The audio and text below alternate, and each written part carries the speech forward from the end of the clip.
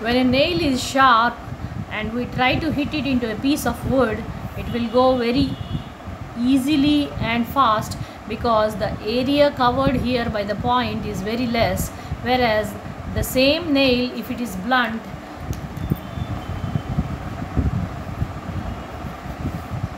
there is no way that it can pierce the wooden piece, and this is the reason that we can say that the area covered will be inversely proportional to the pressure. When we apply the force on the nail, then the larger the force, the faster the driving of the nail into the wooden piece, and therefore then pressure is directly proportional to the force or thrust.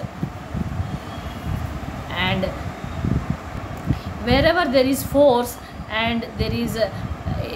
application of the force on a given area, this is a very pointed section and this is a larger area, and therefore wherever there is a force application on a given area, it is called pressure, and this force is also called thrust, and the force unit is Newton and area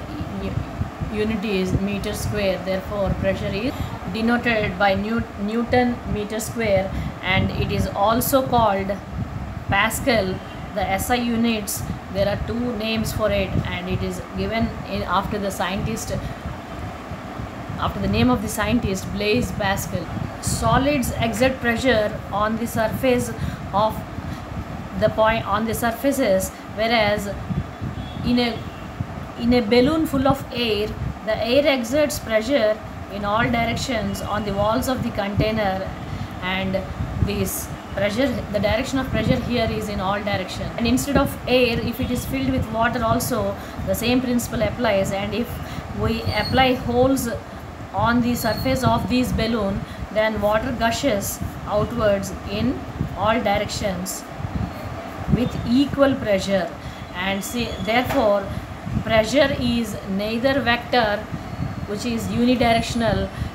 nor a scalar, which is without direction. Since the pressure is applied in all directions, the